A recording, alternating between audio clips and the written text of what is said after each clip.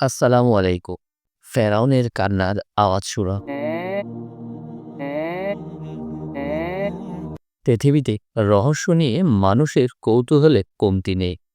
এই রহস্যে সবচেয়ে বেশি এগিয়ে মিশরের শাসক ফেরাও কিংবা ফারাওদের নাম। ইসলাম ধর্মে ফেরাউনের নাম শোনেননি এমন মানুষ পাওয়া দুষ্কর। এই ফেরাউনের রহস্যে সবচেয়ে বেশি আলোচিত কেন পচে না এর লাশ। প্রাচীন মিশরীয় সম্রাটদের বলা হতো ফেরাউন বা ফারাও।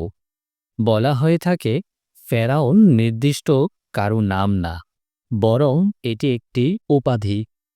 ধারণা করা হয় প্রায় ৩৩০০ বছর আগে প্রাচীন মিশরে এই ফেরাউনের রাজত্ব ছিল, যার নাম দ্বিতীয় রামসিস। এই রামসিসকেই মূলত সবাই ফেরাউন হিসেবে চিনে থাকি।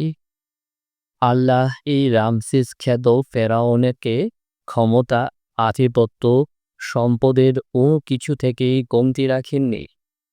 কিন্তু ফেরাউন অতিরিক্ত এই ক্ষমতার অপব্যবহার শুরু করে।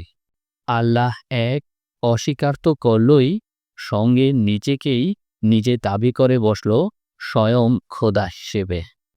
এক গণক ফেরাউনকে বলেছিলেন, বনী ইসরায়েলে এক বালক জন্ম নেবে, যে পরবর্তীতে ফেরাউনকে ক্ষমতাচ্যুত করবে। এরপরই ফেরাউন ক্ষিপ্ত হয়ে বনী ইসরায়েলে জন্ম নেওয়া সব ছেলে শিশুকে হত্যা করতে শুরু করল। কিন্তু আল্লাহর হুকুমে সে মূসা আলাইহিসসালামকে হত্যা করতে পারল না। শুধু তাই নয়, মূসা বড় হয়েছিলেন স্বয়ং ফেরাউনেরই ঘরে। এরপরের ঘটনাটির সঙ্গে আমরা কমবেশি সবাই বেশ পরিচিত। মূসা আলাইহিসসালাম ভুলবশত একজনকে হত্যা করলে তিনি একসময় মিশর থেকে পালিয়ে যান এবং নবুয়ত প্রাপ্তির পর আবার মিশরে ফিরে এসে ফেরাউনকে হেদায়েতের কথা বললে তাকে সহ তার সাথীদের হত্যার চেষ্টা করে ফেরাও। এরপরই ঘটে এক অদ্ভুত ঘটনা। মূসার সামনে থাকা উত্তাল সাগর দুভাগ হয়ে যায়। তিনি এবং তার সাথীরা সেখান থেকে বেশ সহজেই পার হতে পারলেও ফেরাউন সাগরের গভীর জলে তলিয়ে যায় এবং সেখানেই তার মৃত্যু হয়। তবে আল্লাহ তাকে পুরোপুরি ধ্বংস করলেন না। তার দেহাবশেষ হাজার হাজার বছর পানির নিচে এভাবেই রেখে দিলে।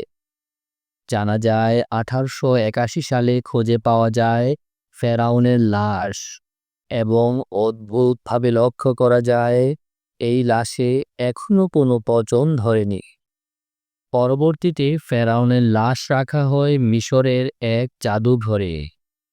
এর বেশ কিছুকাল পর ফ্রান্সের সরকার কিছু প্রত্নতাত্ত্বিক গবেষণার কাজে ব্যবহারের জন্য তৎকালীন মিশর সরকারের কাছে ফেরাউনের লাশ চাইলে মিশরের সরকার জানায় ফ্রান্সে জীবিত কিংবা মৃত কেউ প্রবেশ করতে চাইলে তার পাসপোর্ট থাকা জরুরি। এরপরই তৈরি করা হয় ফেরাউনের পাসপোর্ট। ফেরাউনের এই গবেষণার কাজে এক গবেষক নিয়োজিত ছিলেন, যার নাম প্রফেসর মরিস বুকাইলে। তিনি দেখতে পান ফেরাউনের গায়ে লেগেছিল অনেক পরিমাণে লবণ। সেই লবণের কারণেই তিনি ধারণা করলেন তার লাশ না পচার কারণ হিসেবে। কেননা সাগরে ডুবে মৃত্যু না হলে এত লবণ আসার কোনো উপায় ছিল না। এছাড়া তিনি ফেরাউনের শরীরে চোটের চিহ্ন দেখতে পান, যা কেবল সাগরের ঢেউই হয়ে থাকে। বুকাইলিকে একজন জানান, কোরআনে বলা হয়েছে এক ফেরাউনকে এভাবেই শাস্তি দেওয়া হয়।